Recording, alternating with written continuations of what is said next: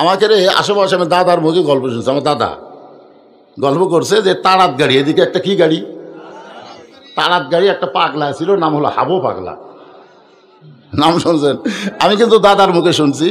হাজার হাজার মানুষ একটা অনুষ্ঠানে খাওয়া দাওয়া করতেছে, হাজার হাজার মানুষ খাচ্ছে, ইতিমধ্যে পাগলা সাইড দিয়ে যাচ্ছে আর বলতেছে মানুষ নাই রে, এই মানুষ নাই রে। একজন মানুষ খাওয়া বন্ধ করে চিন্তা করে আমরা হাজার হাজার মানুষ খাই আর এই পাগলা কয় মানুষ নাই।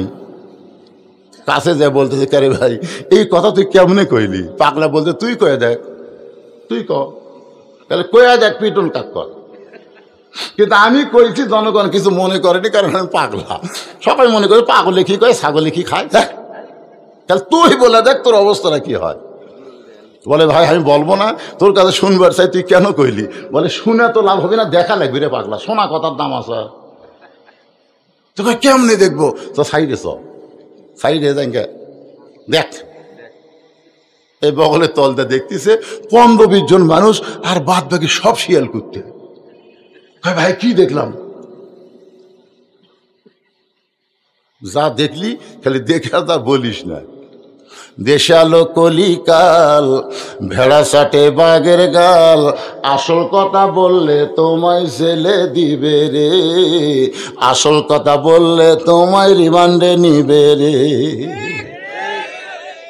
দেশাইলো কলিকাল, ভেড়া সাটে বাঘের গাল, ভেড়া সাটে বাঘের গাল, এমন অন্যায় সহ্য করতেছে। ভেড়া আসা বাঘের, বাঘ কিছুই কয় না, কলি জেলত দিবি তোরে কর কথা।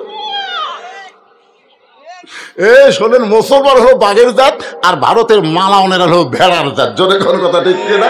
ওই ভেড়া আসা আমাকে গাল চাটতিছে, গাল চাটতিছে। কি মন খারাপ করতেছে? এই যুবকেরা, কাঁচা বাদামের গান করলে, কাঁচা বাদাম, ফাটা বাদাম, সাদা কালা, সাদা কালা, এলা বাদ দেখে এই গানটা কও। দেশে এলো কলিকাল, ভেড়া সাটে বাঘের গাল, আসল কথা বললে তারা মারবে রে, আসল কথা বললে বউকে তারা ব্যবসা বানাবে, সাংবাদিক কাবিন চাবে, আর সাকিব খানের কাছে কোন মেয়া গেলে তার পেট ফুলে দিবে। এই দেশে সাকিব খানের বিচার হবে না, মামুনুল হকের বিচার হবে। জোরে কোন কথা ঠিক না?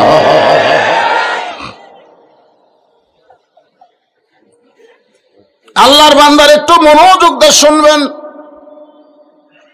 ওমর ফারুক বলতেছেন মা, তারপরে কি বলো?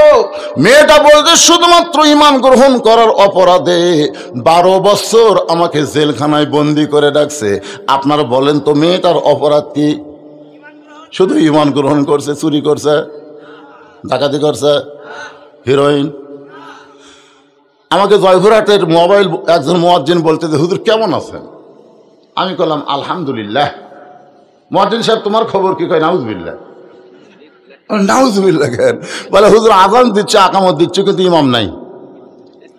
ইমাম নাই কেন? বলে ইমামকে পুলিশ কয়েকদিন হলে খুঁজতেছে, তো ইমাম যে কোন জায়গায় লুকাছে হুজুর, আর আমরা ইমামই পাচ্ছি না। আমি বললাম তোমাকে গ্রামের সবচাইতে খারাপ মানুষ হলো ইমাম।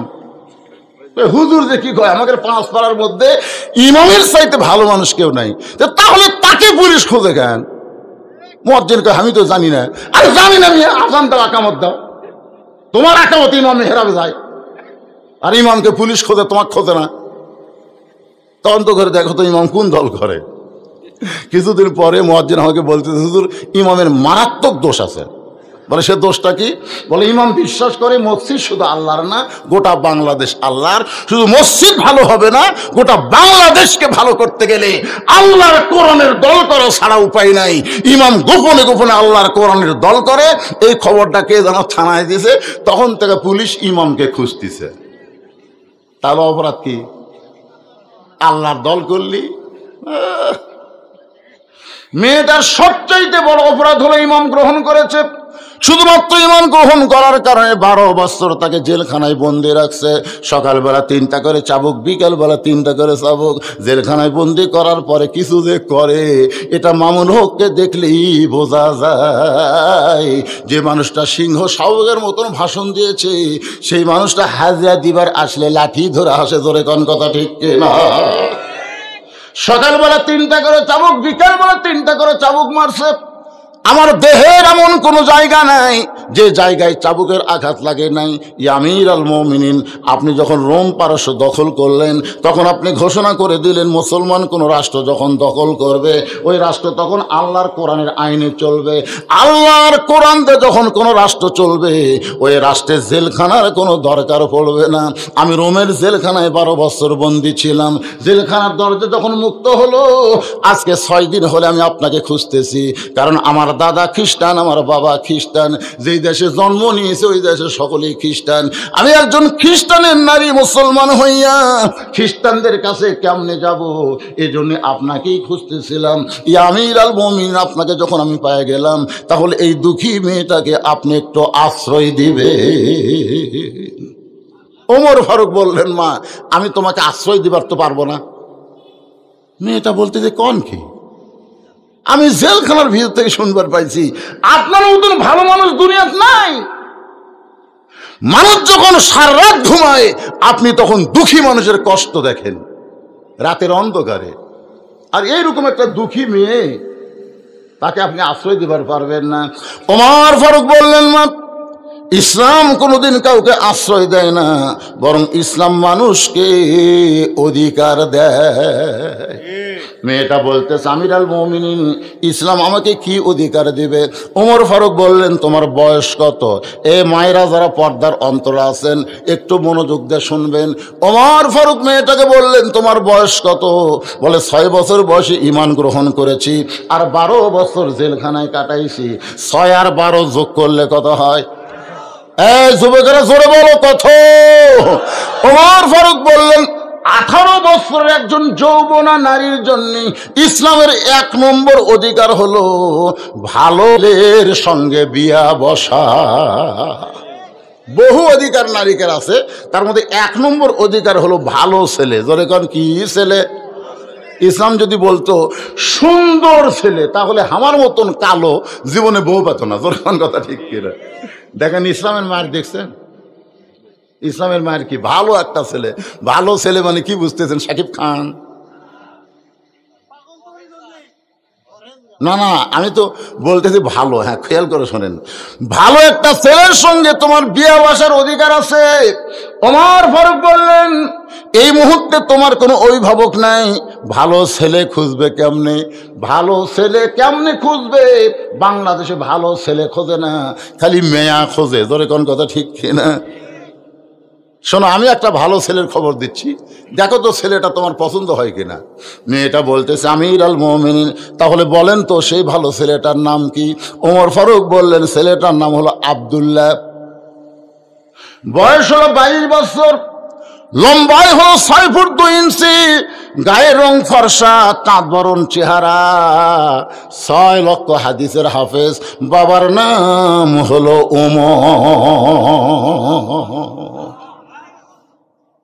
আমি তোমাকে আমার আব্দুল্লাহর বউ বানায়া, তুমি আমার বৌমা হবে। আমি তোমাকে বৌমা বানায়া, জোরে কান কি মা? বৌমা বানায়া আমার বাড়িতেই তোমাকে অধিকার দিবার চাই। সুবহানাল্লাহ বলেন না? আচ্ছা বেটার ভোগ আপনারা কি কন? কে যারা বেটাক বিয়ে করাছেন এখানে বাপ নাই, আপনার বেটার বিয়ে হয়নি, কি কন? দেখেন বৌমা, একদিন এক বুড়ে খালি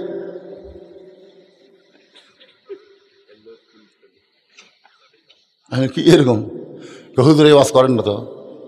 কিসের বৌমা? বেটার বউ হচ্ছে বউ দজ্জাল।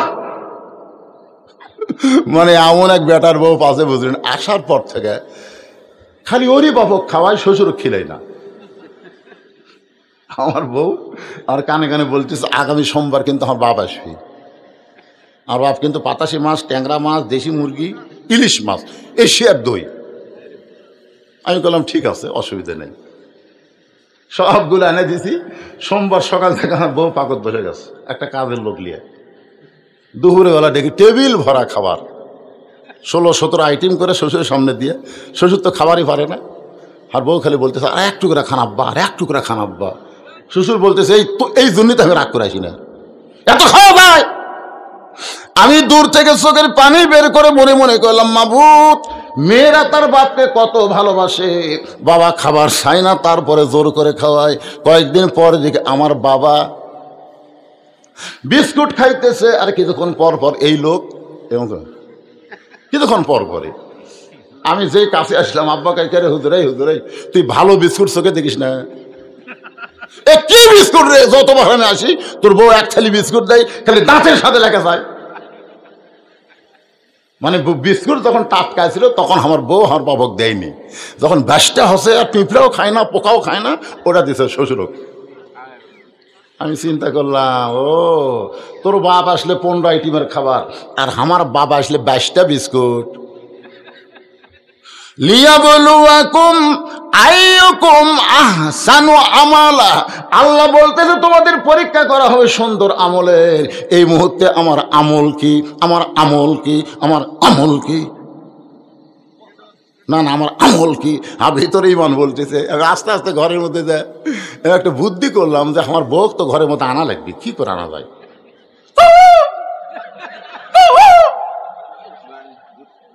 আমার বাপ খালি হাসতেছে, কিন্তু হুজুর আমার কুকুরের ডাক দেয় কেটে। আর বউ বুঝবার পরে দরজার কাছে আইছে আর মুসকে হাসি দেখ। বউ যেই ঘরের মধ্যে গেছে আমি দরজা বন্ধ করে দিলাম, দরজা বন্ধ করে সিটকে লাগাই দিলাম। আমার আব্বা খাওয়া বাদ দেখে, বুঝলো বুঝলো বউকে ঘরের তোলা দরজা বন্ধ করলি কেন? আমি করলাম ইন্নাল্লাহ মা সাবিরিন, আব্বা একটু ধৈর্য ধরেন, আব্বা একটু ধৈর্য ধরেন। আমি এটি টুটি ধরলাম না, কালে হাত দিলাম যে তোর বাপ আসলে 17 আইটেম আর আমার বাপক 22টা বিস্কুট। তুই যদি সকালবেলা মরিস বিকেলে আমি বিয়ে কর্ম, কেউ ফতুয়া দিবি না। তোকে সকালে ছাড়লে বিকালে আমার বইয়ের অভাব হবে না। কারণ অনেক মেয়ে আমার ওয়াজ শুনে আমার ভক্ত হচ্ছে, মাঝে মাঝে মোবাইল করে, হুজুর নবী যদি এত বিয়ে করার পর আপনি 2টা পারেন না, তুই মরে গেলে তোকে ছেড়ে দিলে আমার বইয়ের কোনো অভাব নাই রে। কিন্তু আমার যে বাবক তুই 22টা বিস্কুট দিস, ওই বাবা যদি মারা যায় কিয়ামত পর্যন্ত কানবো, কিন্তু আমি আমার বাবা পাবো না। আল্লাহ কোরআনে বলেন ওয়াকাযা রাব্বুকা আল্লা তা'বুদু ইল্লা ইয়াহু ওয়া বিল ওয়ালিদাইনি ইহসানা। সঙ্গে সঙ্গে বউ আমার পা ধরে বলতেছে, আর জীবনে ভুল করবো না, আজ থেকে আপনার বাপ আমার বাপ একই বাপ। আমি দরজা খুলে দিলাম। এরপর আব্বা কয়েক বছর পয়সা ছিল, আব্বা খালি আমার মাঝে মধ্যে কয়, বাবা ঘরের মধ্যে দরজা বন্ধ করে যে কি নেক আমল করছিস রে, হায় হায় রে, ওই আমলের কারণে তোর বউ আমার বৌমা হচ্ছে রে, তোর বউ আমার বৌমা রে। মাঝে মধ্যে এরকম নেক আমল করার দরকার, এ কথা কর না।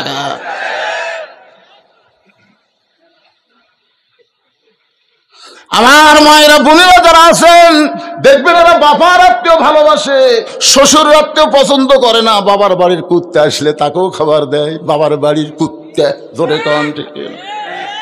বাবার বাড়ির ফকির আসলে বিছনা পেড়ে দেয়, কে রে এটা তো ফকির, কয় না আপনি জানেন না এটা আমার বাপের এলাকার ফকির, আমার চাচা হয়। ও তোর বাপের এলাকার ফকির চাচা হয়।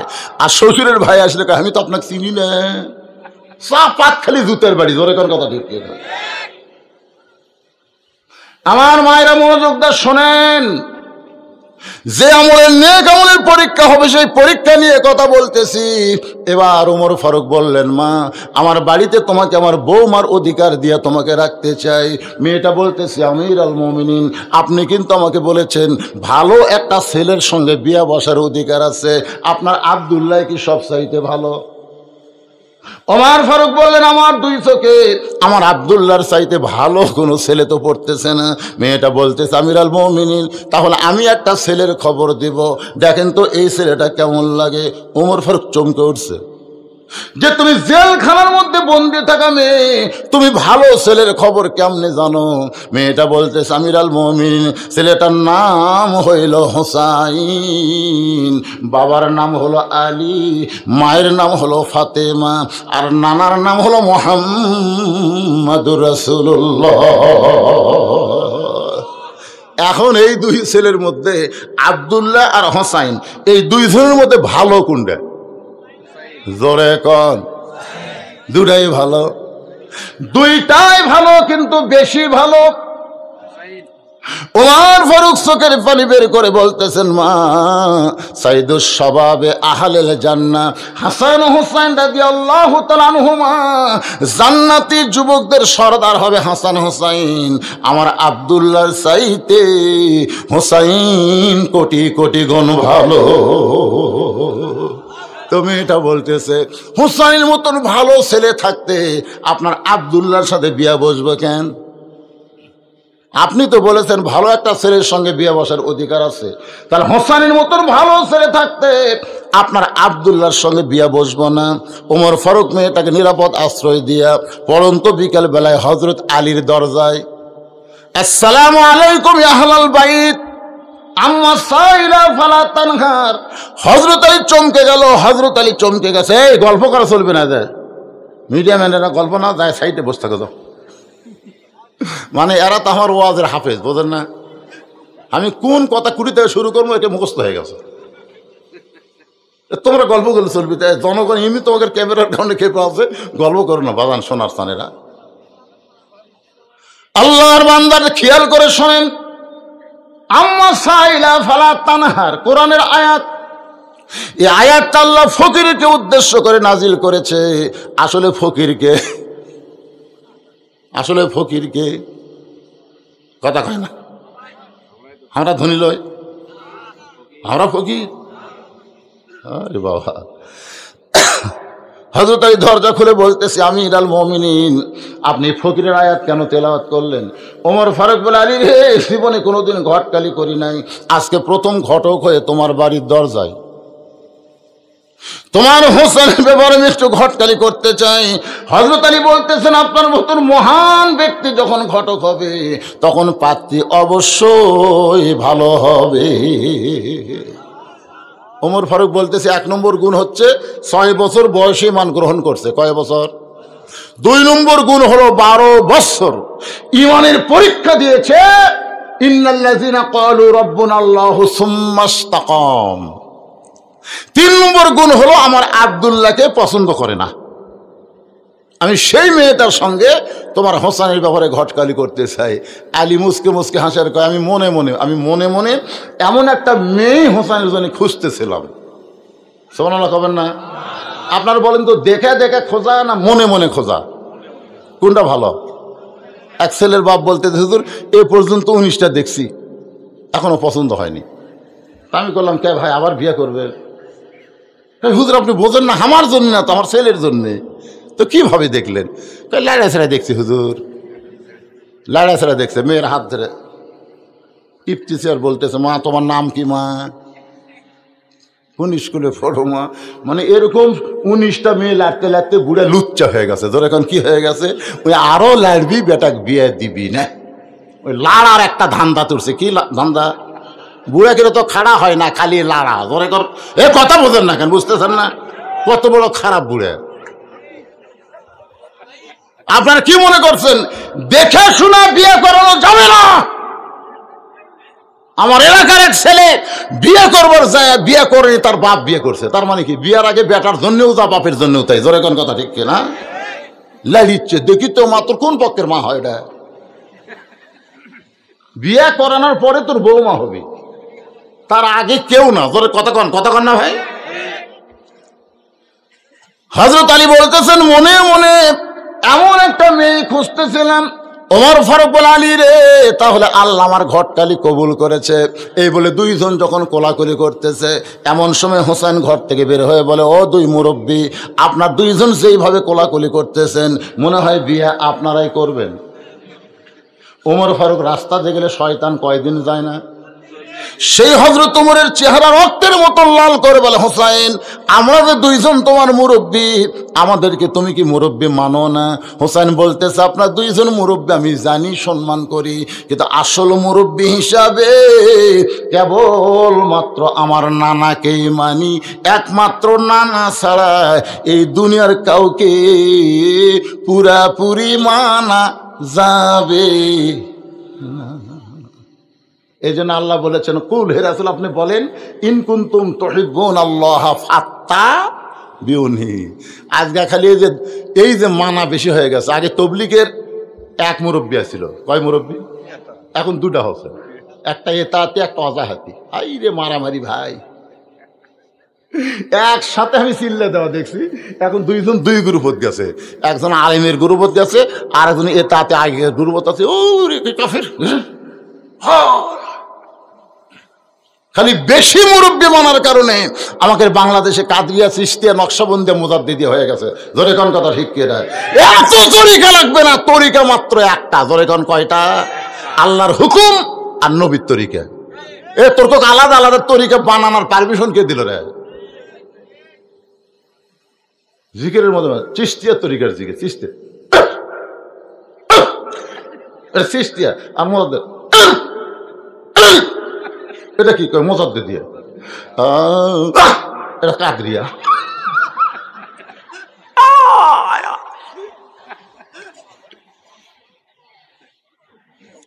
শোনেন, একমাত্র রাসূল ছাড়া অন্ধভাবে কাউকে মানা যাবে? কথা কন না কেন যাবে? হোসেন বলতেছে আপনার দুইজন আমার মুরব্বী, আমি জানি সম্মান করি, কিন্তু আসল মুরব্বী হিসাবে কেবলমাত্র আমার নানাকেই আমি মানি। ওমর ফারুক বলে, হোসেন তুমি কি বুঝাবার চাও? হোসেন বলতেছে কয়েকদিন আগে আমি স্বপ্নে দেখলাম আমার নানা ঘরের মধ্যে আরাম করতেছে। আমি হোসেন দরজাকে বললাম, নানু ভাই আমি একটু আপনার কাছে যাবার চাই। আল্লাহ নবী বলেন, হোসেন আমি এখন জান্নাতে আরাম করতেছি, এখন তোর জন্য দরজা খোলা যাবে না। আমি হোসেন চমকে গেলাম, ভাঙ্গা ঘরের মধ্যে নানা শুয়ে থেকে কথা বলতেছে, আর নানা কয় আমি জান্নাতে আরাম করতেছি। এই জান্নাতটা কেমন একটু দেখাই লাগবে। আমি জানলার ফাঁকটা তাকায় দেখি আমার নানি উরাতকে বালিশ বানিয়ে দিয়েছে, সেই উরাতের উপরে নানা মাথা দিয়ে শুয়ে আছে, নানি চুলের মধ্যে হাত দিয়ে কিলবিল করতেছে। আমি ডাকতে বললাম, নানা ভাই নানির উরাতকে বালিশ বানিয়ে শুয়ে থাকলে কি জান্নাতে থাকা যায়? আল্লাহ নবী বলে, হোসেন তুই ছোট্ট মানুষ, তুই বুঝবি না রে, তুই বুঝবি না। তোর নানির মতন বউ যদি কেউ ঘরে পায়, ওই ভাঙ্গা ঘরটা আল্লাহর জান্নাত হইয়া যায়। লিল্লাহে তাকবীর। তোর নানির মতন, তোর এখন কার মতন? তোর নানির মতন বউ যদি কেউ ঘরে পায়, ওই ভাঙ্গা ঘরটা আল্লাহর জান্নাত হয়ে যায়। আমি হোসেন সেদিন থেকে সিদ্ধান্ত নিয়েছি, বিয়ে যদি করতে হয় ভাবিয়া করিও, কাজ করিয়া ভাবিও না। বিয়া যদি করতে হয় আমার নানা যেমন বিয়া করছে, আমি সেই রকম একটা বিয়া করবো, ভাঙ্গা ঘর যেন জান্নাত হয়। এই যে আমরা বিয়া করে নিয়ে যাচ্ছি, এশার নামাজ মসজিদের সামনে কাতারে পড়তেছি, আমার ভাই তো পুরস্কার দিয়েছে সবগুলা, মাশাআল্লাহ। কিন্তু বাড়ির যায় দেখি পাও দে ভাই, ঘরের ভিতর থেকে হিন্দুদের পূজার পদ্ধতি লো লো লো করে বাঁচতে কারে। আমি মসজিদের সামনে কাতারে নামাজ পড়লাম, আমার ঘরত কিরে যায় দেখে যে প্রধানমন্ত্রী স্টার জলসা দেখতেছে। আল্লাহ আমার ঘর জাহান্নাম হয়ে গেছে। ধরে কি হয়ে গেছে? কথা বল না কেন? জাহান্নাম। হিন্দুদের পূজার বাদ্য মুসলমানের ঘরত বাঁচতেছে, এই ঘর জান্নাত আছে। এটা কার কারণে হচ্ছে? একটা মরদ মানুষও হিন্দুদের চ্যানেল দেখে না। আমি 70-100 জন মরদকে বলছি ভাই স্টার জলসা জি বাংলা, না হুজুর টাইম আমাকে আছে ম্যানম্যানা নাটক দেখার। 2-1 পুরুষ যদি দেখে বুঝবেন ওর মধ্যে হিজড়া স্বভাব আছে। যারা স্টার জলসা জি বাংলা কোনো মরদ মানুষ যদি দেখে বুঝবেন তলে তলে হিজড়া হচ্ছে। ধরে কোন কি হবে? কি হচ্ছে? আপনার কেউ দেখেন নাকি? দেখলে পরীক্ষা করা লাগবে যৌন বিশেষজ্ঞর কাছে, আপনি কি মরদ আছেন না হিজড়া আছেন। একটা পুরুষ মানুষ এই হিন্দুদের চ্যানেল দেখে না। কথা বল না কেন? এই খালি মেয়েরা, এই মেয়েরা শেষ করলো। আমার মায়েরা শোনেন মনোযোগ দিয়া, স্টার জলসা জি বাংলা দেখে কোরআনের ওয়াজ শুনলে হবে না। আজকে কান ধরে তওবা করেন মা। মান তাশাব্বা বিকওমিন ফাহুয়া মিনহুম, কালা রাসূলুল্লাহ সাল্লাল্লাহু আলাইহি ওয়াসাল্লাম। আল্লাহর নবী বলেছেন, যে জাতকে যে বেশি পছন্দ করবে ওই জাতের সঙ্গী তার কিয়ামত হবে।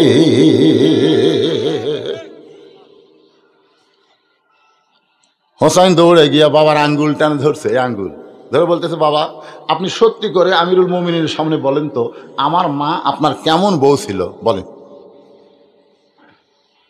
হযরত আলী বলতেছে, হোসাইন রে, তোর মা তো জান্নাত রে। তো বলতেছে, আব্বা আপনি যদি ভালো বিয়ে করে পারেন। না না, যদি ভালো বিয়ে করে পারে আমি পারি না। বিয়ে করলে বুঝে শুনে বিয়ে কর্ম, অজগবি একটা ঘটকালি গলি সেটা বিয়ে। ওমর ফারুক কয়েকের অজগবি ঘটকালি করতেছে। আমি যে মেয়ের ঘটকালি করতেছি ওই মেয়েটার সঙ্গে তোমার বিয়ে হলে তোমার ঘরও তোমার নানির মতন মায়ের মতন জান্নাত হয়ে যাবে। ধরে কর সুবহানাল্লাহ। হোসেন বলতেছে, আমিরুল মুমিনিন মনে কষ্ট নিয়েন না, আমি সিদ্ধান্ত নিয়েছি আমি সেই মেয়েকে বিয়ে করব যে মেয়ে আমার 3টা প্রশ্নের উত্তর দিবার পারবে। ধরে কোন কয়টা? দ্বিতীয় বক্তা ওয়াজ করেছে, পাদ্রী বলেছে উমরকে 4টা প্রশ্নের উত্তর দেওয়া লাগবে। ধরে কোন কয়টা? আব্দুল্লাহ ইবনে আব্বাস উত্তর দিবে, কিন্তু উত্তর দেওয়ার আগেই কিন্তু বক্তার ওয়াজ শেষ হয়ে গেছে। যখন কথা ঠিক না, যতক্ষণ আমরা পেঁচাল ফেললাম সেখান থেকে আধ ঘন্টা দ্বিতীয় বক্তাকে যদি দিবার পারতাম তাহলে 4টা প্রশ্নের উত্তর শুনলে আমাকে মনটা বড় ভালো হতো। জোরে কোন কথা ঠিক না? দ্বিতীয় বক্তার ওয়াজ আমিও দিবার পারবো উত্তর, কিন্তু আমি দিলে আমার বাপজান মন খারাপ করবে। এই জন্য এখন যে 3টা প্রশ্ন, হোসাইন বলতেছে আমি সেই মেয়েকে বিয়ে করব যে মেয়েটা 3টা প্রশ্নের উত্তর দিবে। ওমর ফারুক বল, হোসাইন তুমি কি 3টা প্রশ্ন করবা? হোসেন বলতেছে, যাকে বিয়ে করব তার সামনে প্রশ্ন আউট হবে, অন্য কোন মানুষের সামনে প্রশ্ন আমি বলবো না। ওমর ফারুক বলে, আলী রে, তোমার হোসেন যে 3টা প্রশ্ন করবে এই বিষয়ে তোমার ধারণা কি?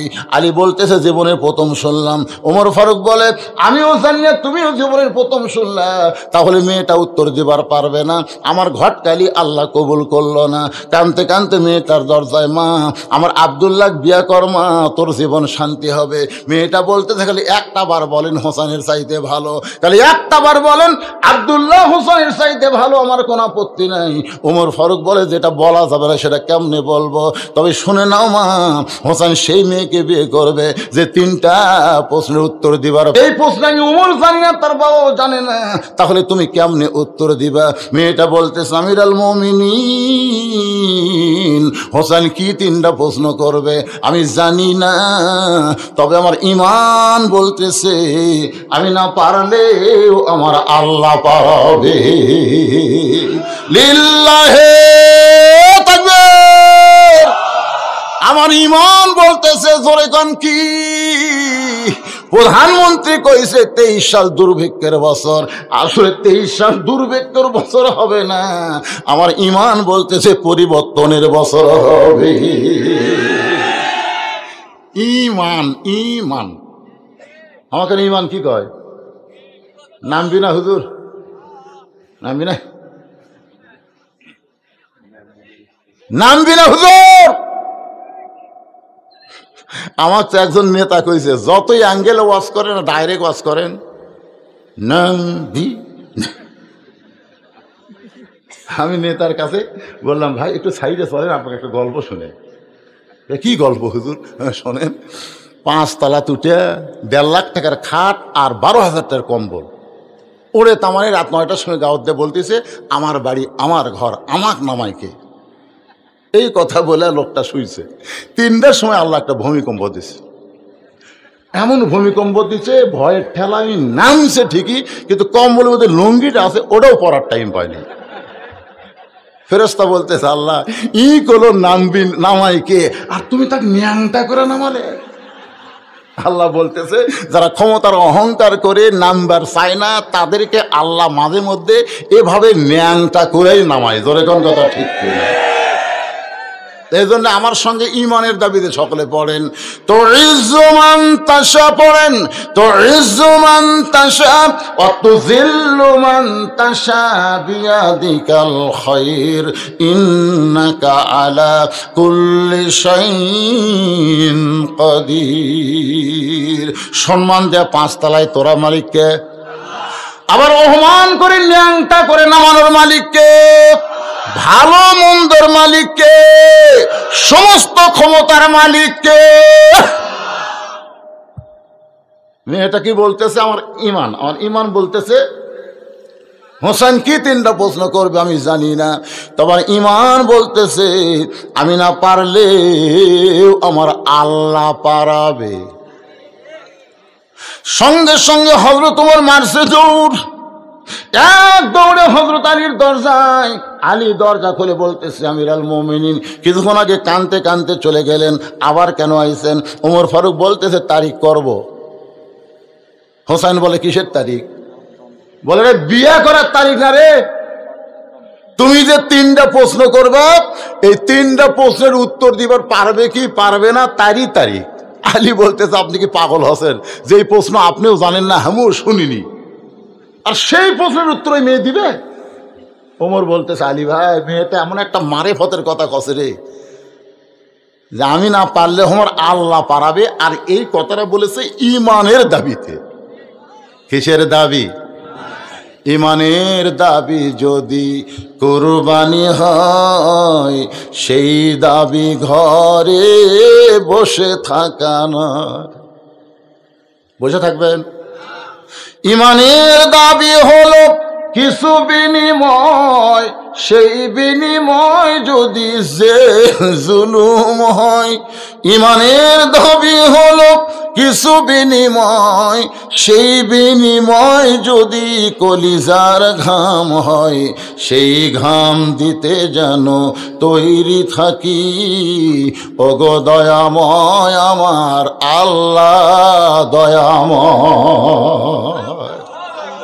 ইমানের দাবি হলো অগ্নিশিখা, বাতিলের বিরুদ্ধে জ্বলতে শিখা।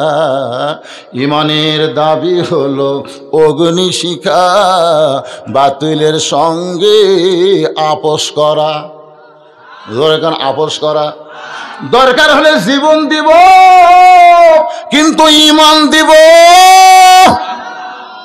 এই স্লোগানের সাথে কারা কারা একমত আল্লাহ হাত তুলে দেখান তো। দরকার হলো জীবন দিব কিন্তু ইমান দিব।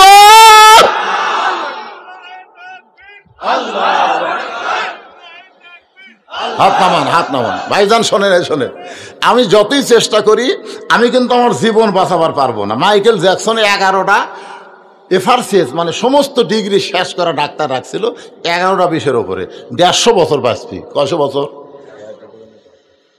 মানে যখনই কিছু হবি সাথে সাথে পরীক্ষা হবে।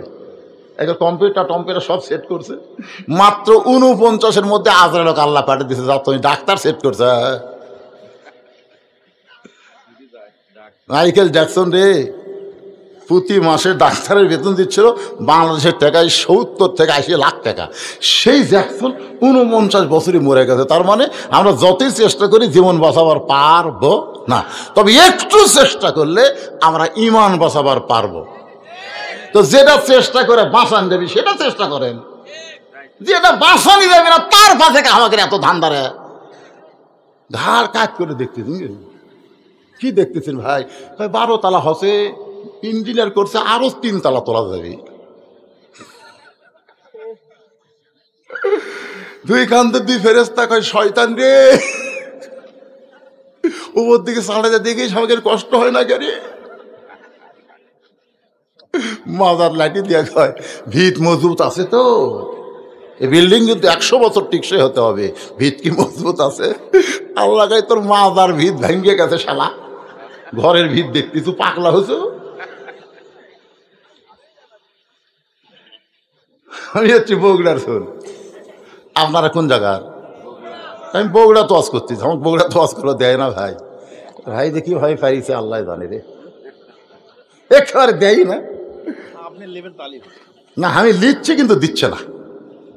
গত 14 তারিখ আমার রেলগেটে মাহফিল আসলো, ওরা গেছিল অনুমতি দিবি না। বগুড়ার সমস্ত প্রশাসক বলছে বদলি ছাড়া বক্তা নাই। হুজুর তো কিছু কয় না মানে অ্যাঙ্গেলে এমন মার দেয় কলিজার মতো ঢোকে। মানে আমি একটাই বক্তা, চিল্লি করে ওয়াজ করি না, হাসাতে হাসাতে কাম সারি। জোরে কোন কথা ঠিক না, চিল্লি ফাটাফাটি আমার কাছে নাই। হাসির মধ্যে মার হবে, যাদেরকে মার দিচ্ছি তারা বুঝবার পারবি, অন্য লোক বুঝবি না, খালি হাসাই যাবি। জোরে কোন কথা ঠিক না। আল্লাহর বান্দার প্রশ্ন হবে 3টা। জোরে বলেন কয়টা? তুমি যে প্রশ্ন করবো সেই উত্তর দিবার পারবে কিনা তার তারিখ করতেছি। আলী বলতে যে কেমনে পারবে? ওমর ফারুক বললেন, আল্লাহর প্রতি অগাধ বিশ্বাস নিয়ে ইমানের দাবিতে যখন কথা কইছে তখন মনে হয় কিছু একটা হবে। নির্দিষ্ট তারিখ মোতাবেক ভাইজান একটু মনোযোগ দিয়ে শুনতে হবে। আমার মা বোনদের জন্য বলতেছে, মা আমার খুব কষ্ট লাগতেছে যে আপনারা বসে থেকে শুনতেছেন। ঘড়ি তো আমার কাছে নাই, দেখি আজকে ঘড়ি মনে বলে ছাড়াতে যাচ্ছি, এখন বাজতেছে 11:47। এই যে দীর্ঘ সময় পর্যন্ত ওই সোনার চানেরা যে দাঁড়িয়ে আছে, কে তোর পাও কথা কয় না, কে কটকট করে না, কে পোলা আছে তোমার নাই তো কিসের পোলার? এই আজকে একটা কথা বলো, পোলার প্যাকেট।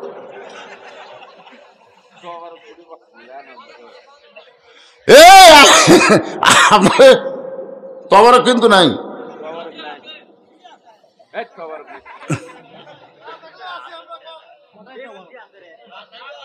সবচাইতে বড় তবারকের নাম কি? সুবহানাল্লাহ। তাবারাকাল্লাযী বিয়াদিহিল মুলক। সবচেয়ে বড় তাবারক হচ্ছে আল্লাহর কোরআন। সুবহানাল্লাহ কর না কেন? ডান পাশে হযরত ওমর বসে গেছে, বাম পাশে হযরত আলী, মাঝখানে হোসাইন। এই বসার সাইজটা খেয়াল করেন। ডান পাশে কে বসছে? কে? না না, এরা কে? মেহেদী হাসান তুহিন। মাঝখানে বদরুল রশিদ। আর এটা তুহিনের চাচা। চাচা ভাইসতে মাশাআল্লাহ। বসার একটা সাইজ নাই। আমার অনেক মঞ্চে বসি ভাই। ডান পাশে আওয়ামী লীগ, বাম পাশে বিএনপি, মাঝখানে আমি জামাত। হ্যাঁ আসলে বসি, বসে চিন্তা করতেছি এটা হলো স্বাধীনতার স্থপতি, এটা হলো স্বাধীনতার ঘোষক। আমি শালা রাজাকার, আজ কি যে হবি রে। নিজের চোখে তো আমি দেখছি রে ভাই, আমার দেখা কথা আমি বেশি করি। মসজিদের মধ্যে আমি ঢুকবার গেছি, ইতিমধ্যে ওরা তিনজন খালি ঘড়ি দেখতেছে, জামাতের সময় হয়ে গেছে, একটা হুজুরও নেই। আমি পাও দেবার চাই, চিন্তা করি দেমো, দিলে তো আমাকে মতে করা লাগবি না, দিচ্ছি না, ওরা কি করে। আমি ব্যাগ এসে জানলার ফাঁক দিয়ে তাকায় দেখি জামাত ইসলাম আওয়ামী লীগ বলতেছে, ভয়, জামাত ইসলাম ভয় আছে তো, ভয় বলছে যে ভাই আপনার দল ক্ষমতাতে আছে, আপনি সামনে যান। আওয়ামী লীগ বলতে তো পাগলা, আমি মাঝে মধ্যে নামাজ পড়ি রে, আমি পড়াবার পারি না। বিএনপি বলতেছে আমি খুব বেশি পারলে আকামত দিতে পারি ভাই, ওই সামনে যেতে আমার ভয় লাগে। জামাত ইসলাম বলতেছে আমি হলাম সাকিব আল হাসান অলরাউন্ডার, আর তোরা দুইজন হলো মোস্তাফিজ, তোরা খালি বল করার পারিস, ব্যাটত পারিস না, আর আমার যেটি দিব আমি সেটি আছি। ওই সামনে যা বলতে থাকে ভাই তোরা দুইজন কি নিয়ত করবো? একতে দায়িত্ব বিহাদাল ইমাম, কিন্তু বলা ইমাম মানে আরবিতে ইমাম, বাংলায় কিন্তু নেতা। আমাকে তোরা নেতা বানাবো? আওয়ামী লীগ কই তুই বাইরের কথা ভিতরে কোষ করে। আমি আওয়ামী লীগ, ওই বিএনপি, তুই জামাত, এটা হলো বাইরের কথা রে। ভিতরের কথা হলো আমরা তিন ভাই একসাথে নামাজ পড়বার চাই। এই মুহূর্তে যে তিনটা প্রশ্ন উত্তর হবে, এই কথা হলো ভিতরের কথা। ধরে বলেন কার কথা? ভিতর বোঝেন?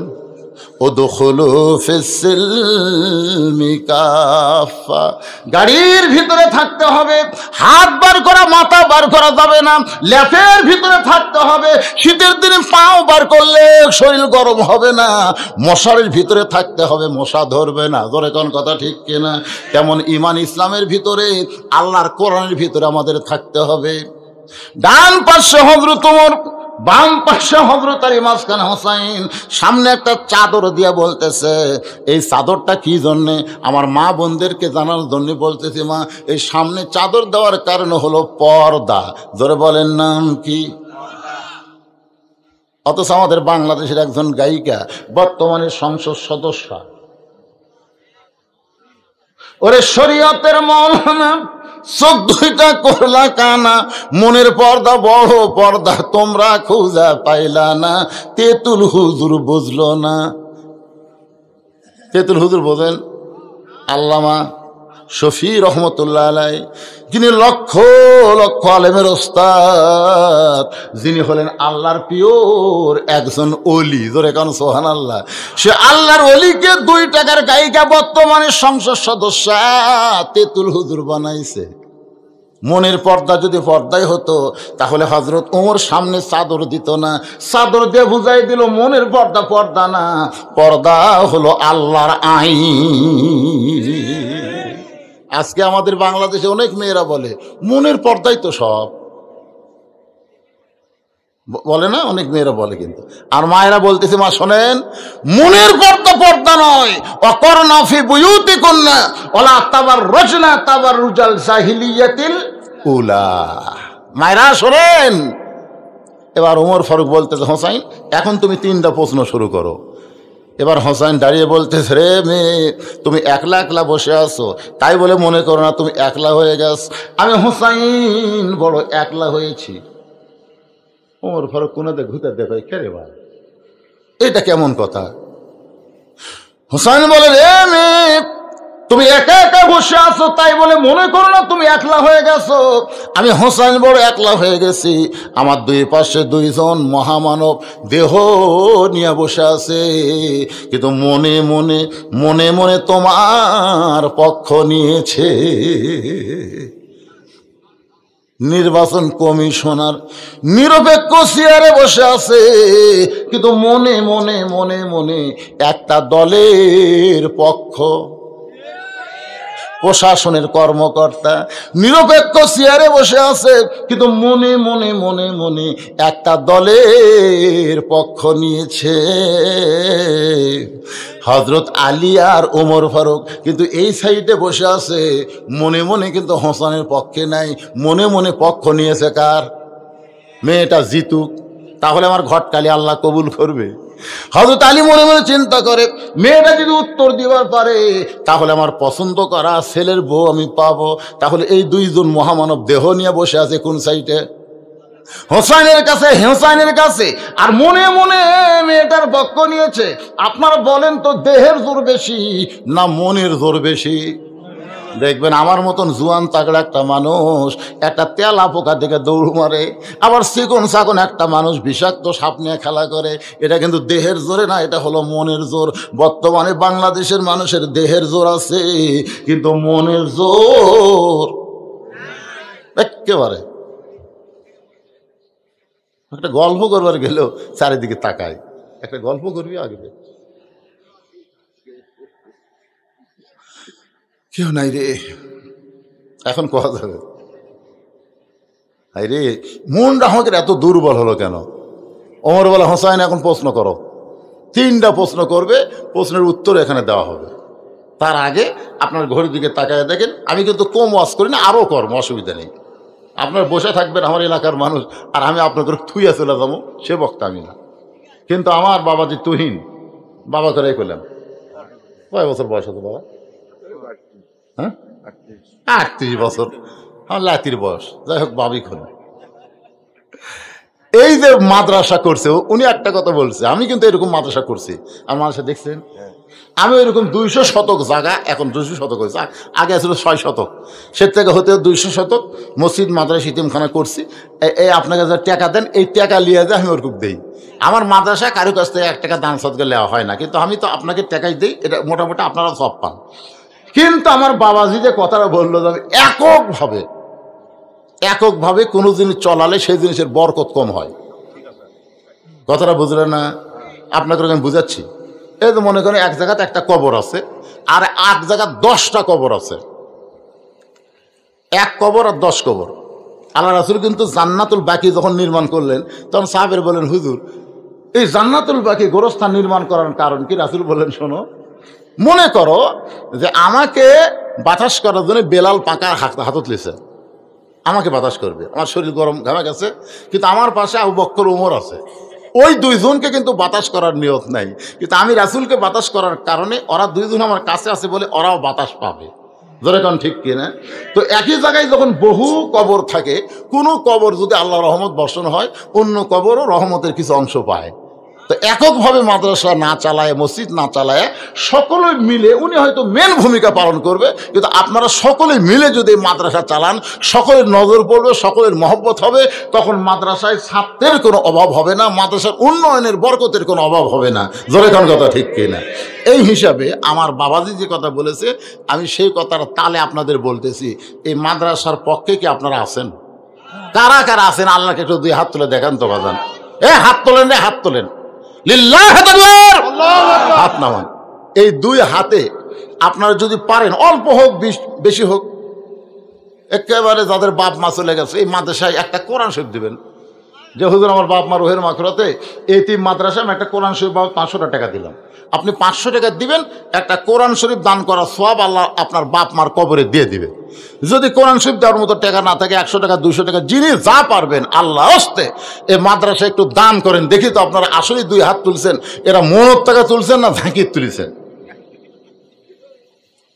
পকেটের দরকার টাকা আছে, আমার দাবি আছে, টাকা থাকে যদি না দেন ওই টাকা আপনার ডাক্তারি খাবি, হুন্ডালি অ্যাক্সিডেন্ট করে 10,000 টাকা গচ্চা যাবে।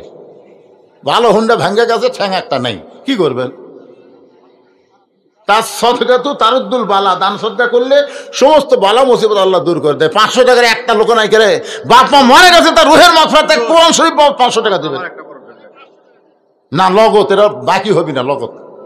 হ্যাঁ লিয়ে আসেন বাবা, লিয়ে আসেন, আমি বাকি আদায় করি না, বলে বাকি দোয়া আমি করে ফেল না, বাকি দোয়া বাকি করা লাগে।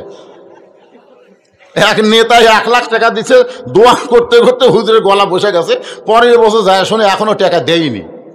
তখন কে রে, কি দোয়া হলো রে, গত বছর দোয়া করে গেলাম, মাশাআল্লাহ। আল্লাহ একজন কোরআন বাবদ 500, আরেকজনে 1000 টাকা 2টা কোরআন বাবদ করছে দান, আরেকজন আল্লাহ কোরআন শরীফ বাবদ 500 টাকা দান করছে, আরেকজন কোরআন বাবদ 500, আরেকজন কোরআন বাবদ 500, আরেকজন কোরআন বাবদ 500, আরেকজন আল্লাহর কোরআন বাবদ 500 টাকা দান করেছে আল্লাহ, আরেকজন 100 টাকা দান করে 200 টাকা দান করছে আল্লাহ, আরেকজন যা পারেন 100 200 যে যা পারেন আল্লাহর রাস্তে দান করবেন। মাত্র 5টা মিনিট আদায় করার পরে আমি আবার আলোচনায় ফিরে যাবো। ভাইজান, আল্লাহ এই মাদ্রাসা কিয়ামত পর্যন্ত কবুল করো। শ্বশুরের 200 টাকা দান করছে, আল্লাহ কবুল করে, একদিকে তুলে আর একদিকে নিয়ে যাবি। জোরে কোন ঠিক কিনা? বর্তমান নিশাখোর, ইয়াবাখোর, হিরোইনখোর ছেলের বেশি, নিশার তালুক পড়ে যদি ব্যাগ টাকা তুলে আরেক দিকে যায়। এজন্য আপনাকে বিশ্বস্ত লোক দেওয়া লাগবে বাবা, ব্যাগও গুনে দেওয়া লাগবে।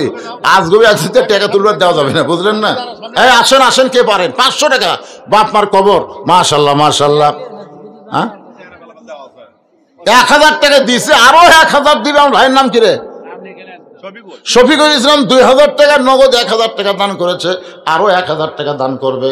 আল্লাহ দানকে কবুল করেন, আল্লাহ নেক নিয়ত নেকাজা পড়া করেন। কোরআন শরীফ বাবদ 500 টাকা, যারাই 500 টাকা দান করতেছেন আমি দোয়া করে দেই, বাপ মা যদি জীবিত থাকে হায়াত দারাজ করো, যদি বাপ মা কবরে যায় এই কোরআন দানের কারণে বাপ মার কবরকে আল্লাহ তুমি জান্নাত বানায় দাও। আল্লাহ তোমার আরেকজন বান্দা 2টা কোরআন শরীফ বাবদ 1000 টাকা নগদে করছে দান, আল্লাহ তার দানকে কবুল করেন, আল্লাহ নেক নিয়ত নিয়ে লেখাপড়া করেন। আল্লাহ তোমার একজন বান্দা কোরআন শরীফ বাবদ ইতিম মাদ্রাসায় 500 টাকা দান করে দিল, আল্লাহ দানকে কবুল করেন। যে নিয়তে দান করছে আল্লাহ নেক নিয়ত নিকাশা কবুল করেন, আল্লাহুম্মা আমিন। কেউ যদি মনে করেন হুজুর আমি এখন পারবো না, এতিমদের জন্য 1 বস্তা চাল দিবেন, 50 কেজির 1 বস্তা চাল। কেউ যদি বলেন হুজুর আমি 1টা বস্তা চাল দেবো, হুজুর আমার এত সম্পদ আল্লাহ দিছে, সেখান থেকে এতিমদের জন্য 1 বস্তা চাল দিলাম, এতিমদের লালন পালন করেন।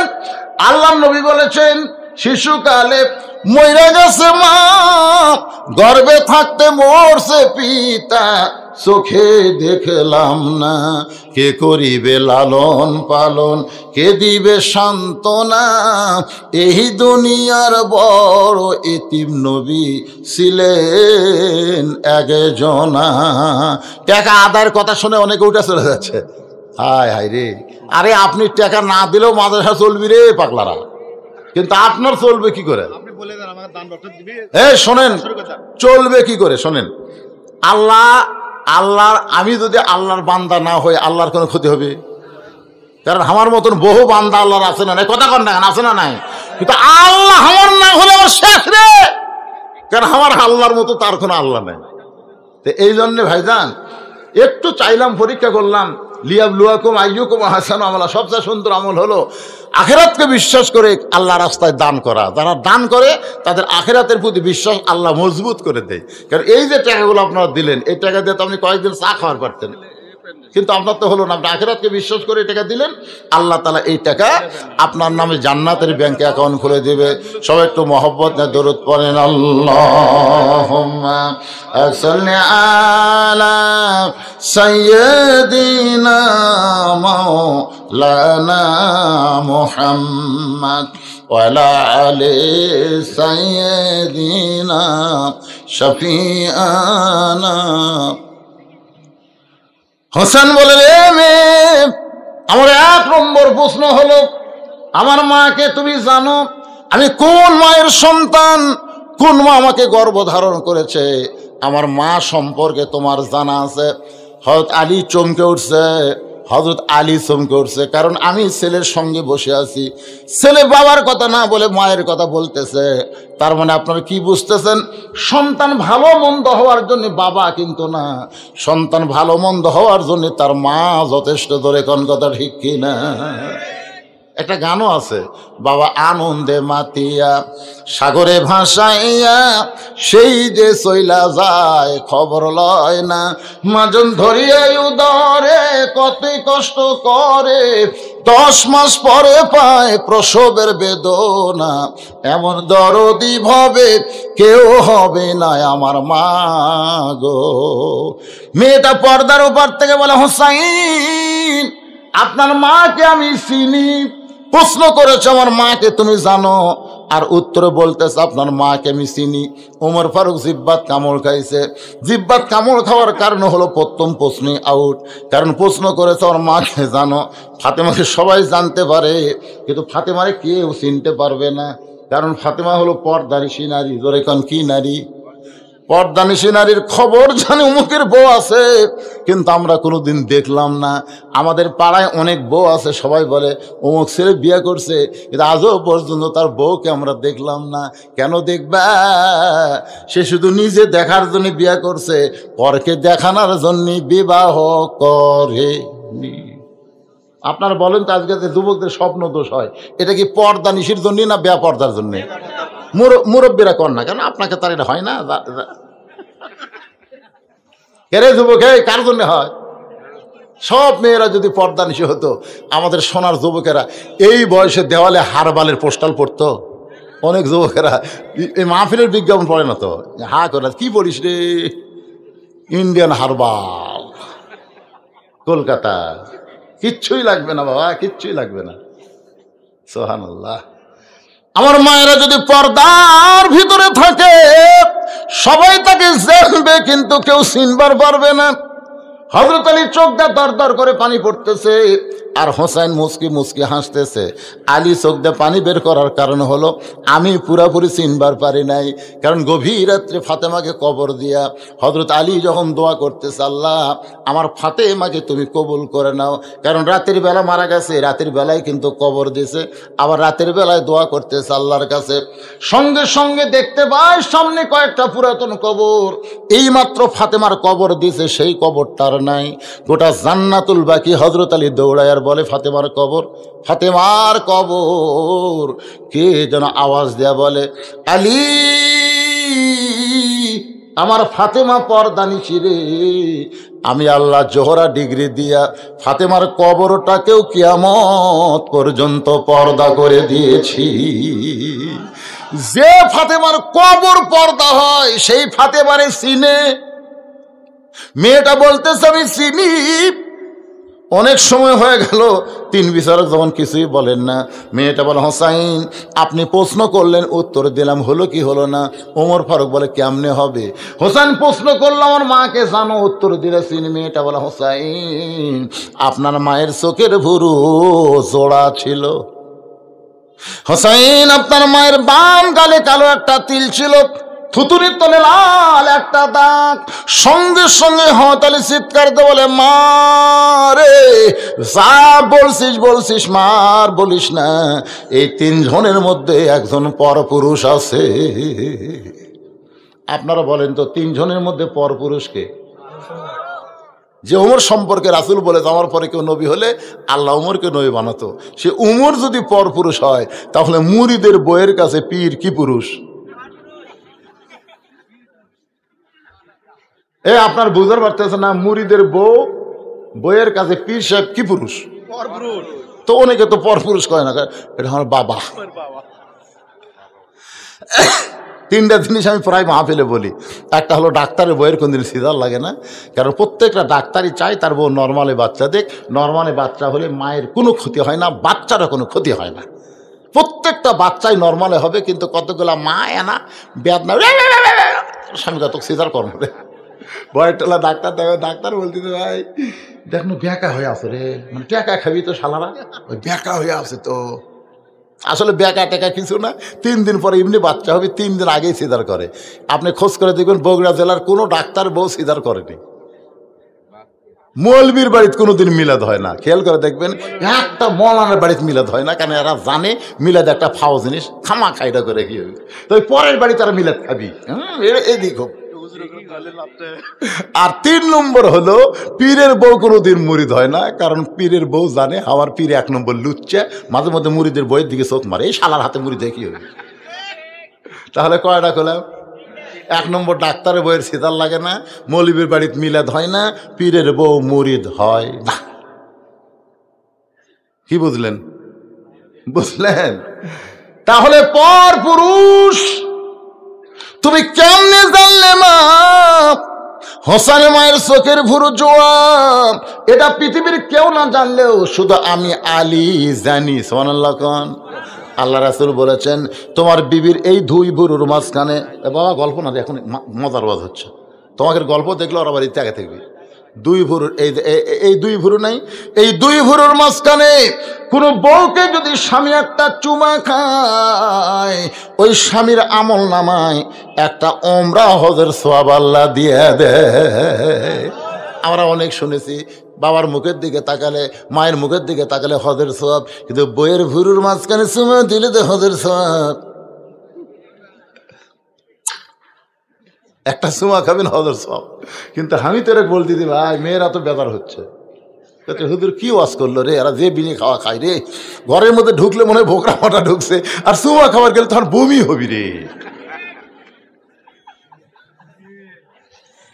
বিড়ি খানে ওনারা ঘুমানোর আগে, চুমা খাওয়ার আগে আচ্ছা তারে ব্রাশ করবা, বুঝছা, পেপসুডেন্ট গুঁড়াটা দিয়ে করবা, পেপসুডেন্ট গুঁড়া নাই, গুঁড়া দিয়ে সেই মতো বিশ্বাস করে, তারপরে বড়ির পাতা চাবিয়া, তারপর ভোগ চুমা খাবা, একটা হজর সব পাবা। সুবহানাল্লাহ খান। এই যারা বিয়ে করেনি এরা এখন তালত থাকবি, এরা এই তালত থাকবি। দেখি তো 14 ফেব্রুয়ারি এটা করা যায় কিনা। বিবাহের আগে কোনো কিছু করলে হজের সওয়াব। বাম গালে কালো একটা তিল ছিল, আমি স্বামী হিসেবে বলতে পারি, থুতুনির তলে লাল একটা দাগ, তুমি কেমনে বললা? মেয়েটা বলে মুরব্বি, ওই রুমের জেলখানার মধ্যে শেরদিল কারারক্ষী সকালবেলা আমাকে 3টা করে চাবুক মারতো, বিকালবেলা 3টা করে চাবুক মারতো। ওই চাবুক মারার কারণে এক সময় আমি কষ্টের জর্জরিত বেহুশ হয়ে গেলাম। ওই বেহুশ অবস্থায় দেখতে পাই আমার শিওরের পাশে নূরের একটা পুতুলি বসে বসে কাঁদতেছে। আমি বললাম, কে গো আপনি, জান্নাতের হুরি না বেহেশতের পরী? আমার মাথায় হাত দিয়ে বলল, মা আমি জান্নাতের হুরিও না বেহেশতের পরীও না, আমি হলাম জগৎ বিখ্যাত মা ফাতেমা। ওই রোমের জেলখানা নির্যাতনের সময় বেহুশ অবস্থায় আমি আপনার মাকে দেখেছি। ওই সময় লক্ষ্য করে দেখি চোখের ভুরু জোড়া দেখতে পাই, বাম গালে কালো একটা তিল, থুতনির তলে লাল দাগ দেখেছি। হোসেন বলে, রে মেয়ে, 1 নম্বর প্রশ্নের উত্তর যেমন আশা করেছিলাম তার চাইতেও তুমি 100 গুণ সুন্দর দিয়েছ। ওমর ফারুক বলে, হোসাইন এখন তুমি 2 নম্বর প্রশ্ন করো। এবার হোসেন বলতেছে, আমার 2 নম্বর প্রশ্ন হলো, তুমি 6 বছর বয়সী ঈমান কেমনে পাইলা? তুমি যেই দেশে জন্মগ্রহণ করছো সেই দেশটা হলো খ্রিস্টানের দেশ, তোমার দাদা খ্রিস্টান, বাপ খ্রিস্টান, ওই রোম দেশের সকলেই খ্রিস্টান, ওই খ্রিস্টান দেশে 6 বছর বয়স ঈমান কেমনে পাইলা? মেয়েটা বলে, হোসাইন আমি দুনিয়ার সাধারণ কোনো ঘরের মেয়ে না, আমার দাদা হলো রোম সম্রাট কাইসার। ওমর ফারুক চমকে উঠছে, ওরে বাবা রে। ওই সময় 2টা পরাশক্তি ছিল, একটা রোম আর একটা পারস্য। রোম হলো কাইসার, আর পারস্য হলো খিসরা। মেয়েটা বলতেছে হোসাইন, পরন্ত বিকেল বেলায় আমার দাদা ঘরের মধ্যে গিয়া বলতেছে, নাতনি আজকে রোমের রাজ দরবারে খেলা হবে, তুই কি খেলা দেখতে যাবি? ছোট বাচ্চাদের খেলা দেখা অভ্যাস করানো খুব ভালো।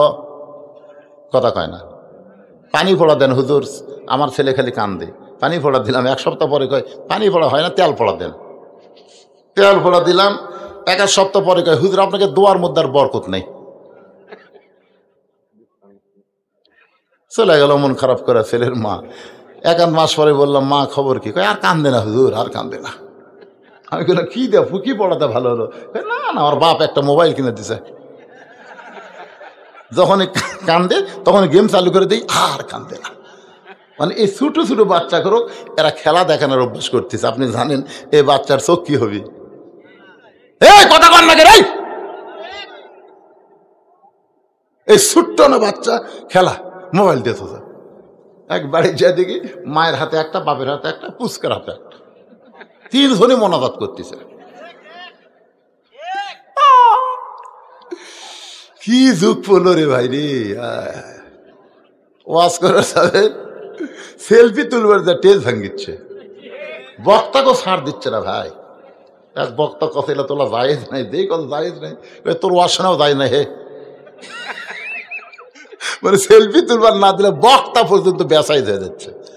এই রে মোবাইল যা শুরু করলো ভাই, খেলা খেলা, পাবজি খেলা, ফ্রি ফায়ার খেলা, রাস্তা ধরে খেলতেছে, এত ব্যস্ত হয়ে গেছে। সমস্ত লোক যায়, ওই লড়ে না, ওই খালি খেলতেছে। এক কুত্তে যাওয়ার সময় চিন্তা করে, কে রে ই যে খালি একটু বসে থাকে, লড়ে না চড়ে না, কি করে? কুত্তে যাওয়ার পিঠের পাশে শুঙ্গিচ্ছে, মনে করছে গাছের গোড়া, এই মনে করে পেশাব করে দিছে। তারপরে হুঁশ আছে, কে রে তাকে দেখে কুত্তে পেশাব করে গেল।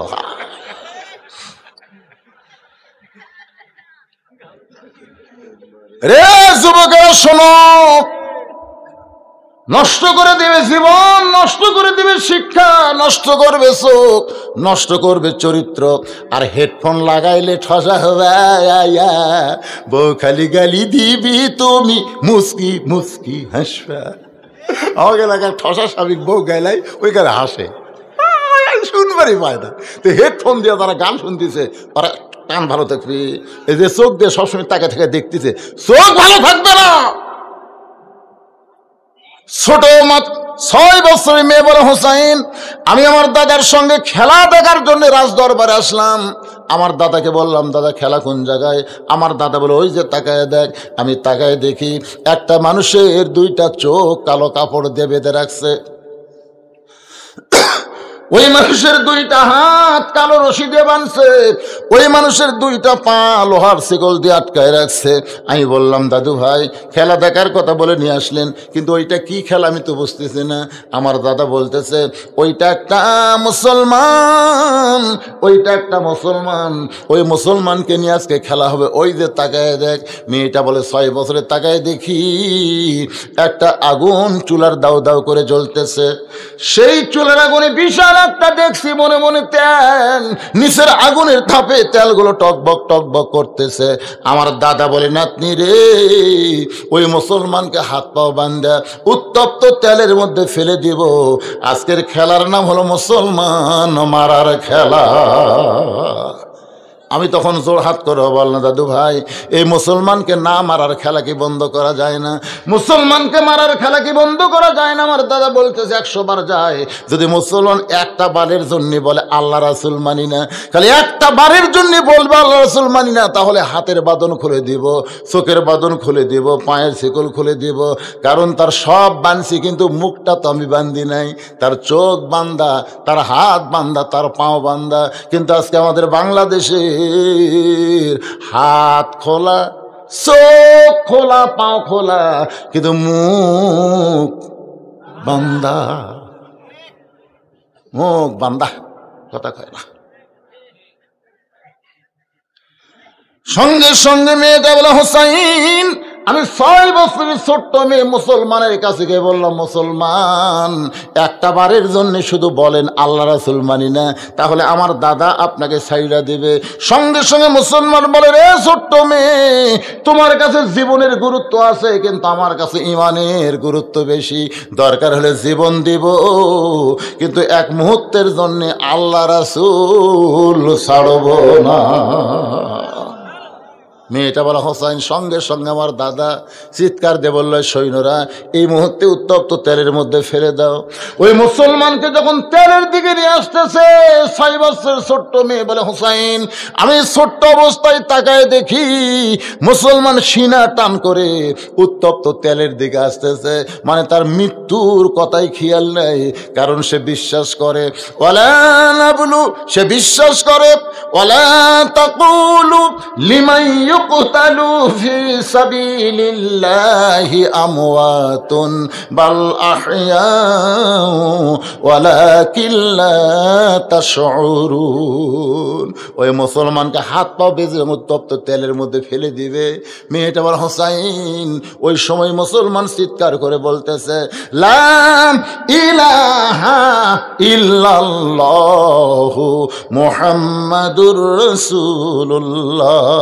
ওই মুসলমানের ওই কলমাটা আমার কানের মধ্যে দিয়ে কলিজার মধ্যে ঢুকে গেল।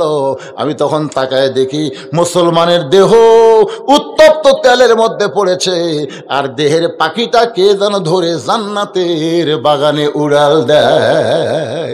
6 বছরের ছোট্ট মেয়ে এই দৃশ্য দেখার পরে দৌড় দিলাম। আমি মায়ের সামনে গিয়ে বললাম, মা, লা ইলাহা ইল্লাল্লাহ মুহাম্মদ রাসূলুল্লাহ। আমার মা বলতেছে, তুই না তোর দাদার সঙ্গে খেলা দেখবার গেলি, এই মুসলমানের কলমা কোথায় পাইলি?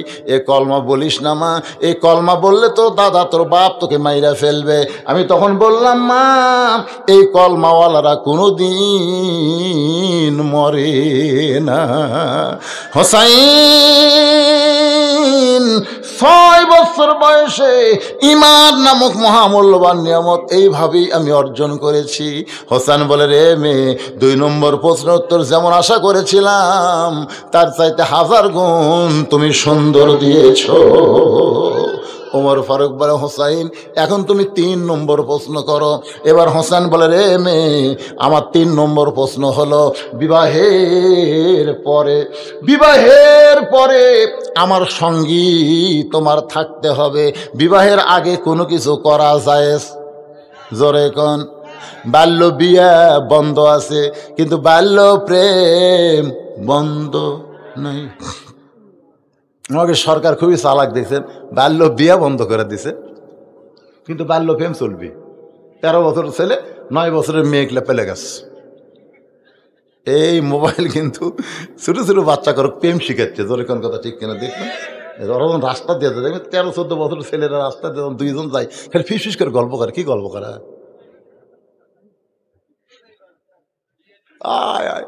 এরা মাঝে মধ্যে পরিমণির সাথে প্রেম করবার চায়।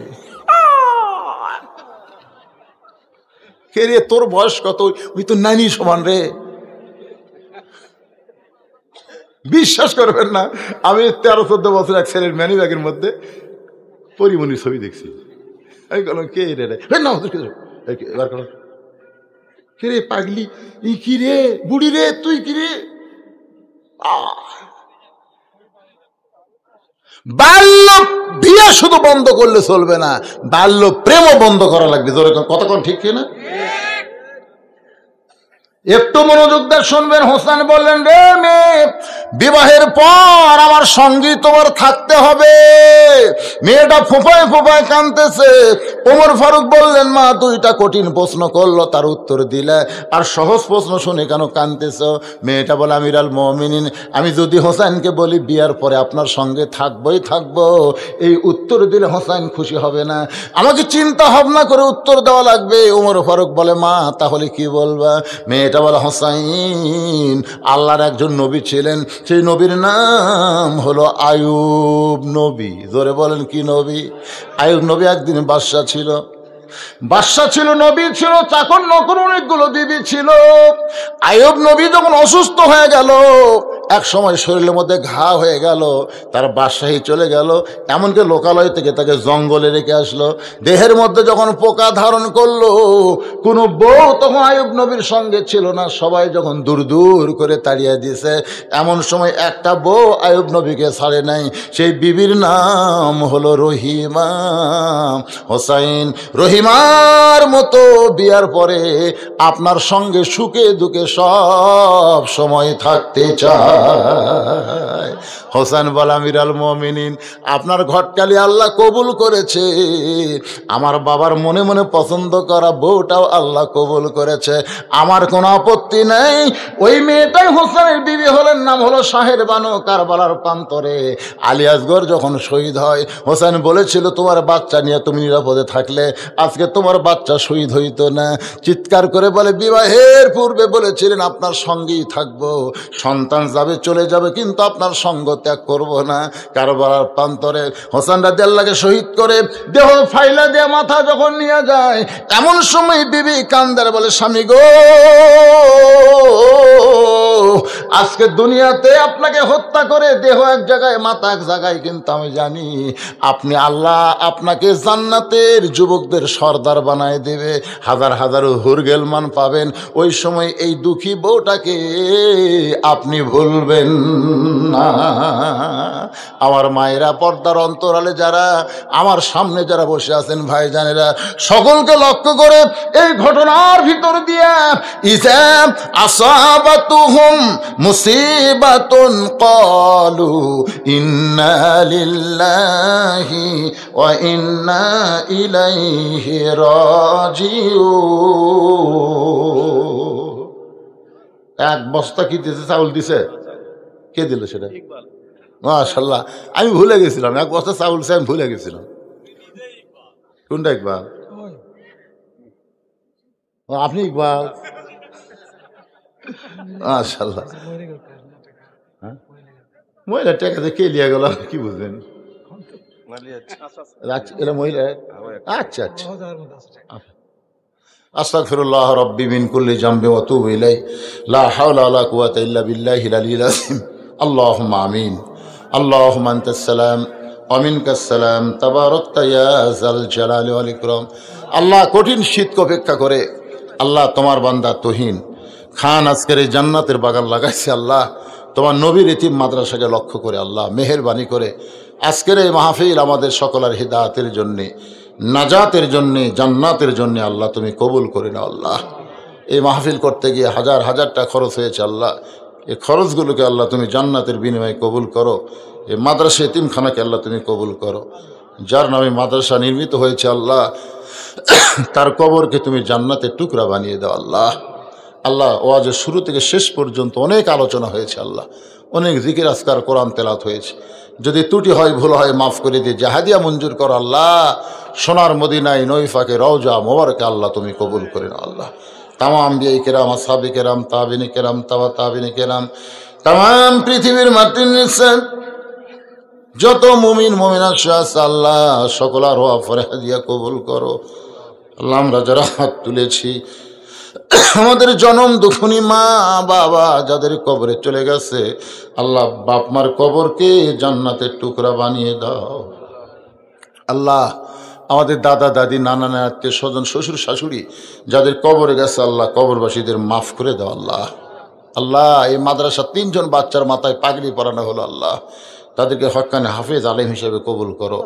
আল্লাহ, মাদ্রাসার প্রতিষ্ঠাতা আল্লাহ তুহিন সাহেবকে কবুল করো। আল্লাহ, তাকে সর্বাত্মক সহযোগিতা যারা করে এই মাদ্রাসার ব্যাপারে আল্লাহ, তাদের সকলকেই তুমি কবুল করে নাও। আল্লাহ, আজকেও যারা মাদ্রাসাকে মহব্বত করে অল্প হলেও কিছু দান করেছে আল্লাহ, তাদের দানগুলোকে জান্নাতের বিনিময়ে কবুল করো। আল্লাহ, আমার মা বোনদের কবুল করো। আল্লাহ, আজকে দীর্ঘ সময় আমি মা বোনদের নিয়ে ওয়াজ করেছি আল্লাহ, আবিদা সালিহা পর্দানি কবুল করে মা ফাতেমার চরিত্র আমার মা বোনদেরকে আল্লাহ তুমি দান করে দাও। আল্লাহ, আল্লাহ তুনি সাহেবের পরিবারের উপরে রহমত বরকতের দরজা খুলে দাও আল্লাহ, তার ব্যবসার মধ্যে বরকত দিয়ে দিও আল্লাহ। আল্লাহ আমরা যারা হাত তুলেছি, কে কোন নিয়ত করে হাত তুলেছি আল্লাহ, সকলের নেক নিয়ত নেক আশাকে আল্লাহ তুমি কবুল করো। আয় আল্লাহ তাআলা তার মনের মধ্যে যে নিয়তগুলো রয়েছে, মাদ্রাসা ত্বরান্বিত করবে, বড় করবে আল্লাহ, সব নিয়তগুলো আল্লাহ তুমি কবুল করো। অত্র এলাকার সমস্ত মানুষগুলোকে মাদ্রাসার হিতাকাঙ্ক্ষী বানিয়ে দাও আল্লাহ, তাদের বাচ্চাগুলো মাদ্রাসায় দিয়া কোরআনে হাফিজ আলেম হিসাবে তৌফিক দিয়ে দাও আল্লাহ। আল্লাহ মিডিয়া ভাইদেরকে কবুল করো আল্লাহ, মুরব্বীদের কবুল করো আল্লাহ। আল্লাহ এত কষ্ট করে মিডিয়া ভাইরা কোথা থেকে কোথা যায় আল্লাহ, তোমার কোরআনকে প্রচারের নিমিত্তে তাদেরকে কবুল করে নেও আল্লাহ। আল্লাহ আজকে আলেম ওলামা হাত তুলেছে, গোটা বাংলাদেশে আলেম ওলামা আজকে মাজলুম অবস্থায় আছে, অনেকে জেল জুলুমের ভিতরে আল্লাহ মানবতার জীবনযাপন করতেছে। আল্লাহ এই কোরআনের বন্দি ফাঁকিগুলোকে মুক্ত করে দাও, কোরআনের ময়দানে তার আবার কিচির মিচির করবে আল্লাহ। আয় আল্লাহ আমি গুনাহগার বলে দোয়া ফিরা দিয়েন আল্লাহ। এই শীতের ভিতরে খেরের উপরে বসে ঘন্টার পর ঘন্টা যারা আলোচনা শুনেছে আল্লাহ, তাদের সকলের হাতের মধ্যে যার হাত পছন্দ করো সে হাতের ওসিলায় গোটা মাহফিলকে আল্লাহ তুমি কবুল করে নাও আল্লাহ। তুন সাহেবের মা আমার কাছে দোয়া চেয়েছে আসার সময় আল্লাহ, তার মায়ের জন্য দোয়া করি আল্লাহ তার মাকে কবুল করে নাও আল্লাহ, আমাদের সকলকে মাফ করে। আয় আল্লাহ অনেকে হাত তুলেছে আল্লাহ, কত মানুষের এই দুই হাত দিয়ে আমরা কবরে মাটি দিয়েছি, এই দুই হাত দিয়ে কত লাশ কবরে নামাইছি। একদিন আমরা সবাই মরে যাব, যেদিন আমাদের মৃত্যু হবে দিনটা যেন জুমার দিন হয়, মাসটা যেন রমজান মাস হয়। ইমানের সাথে ইজ্জতের সাথে দুনিয়া থেকে বিদায় নেওয়ার কালে আমাদের জবানে জারি করে দিও লা ইলাহা ইল্লাল্লাহ।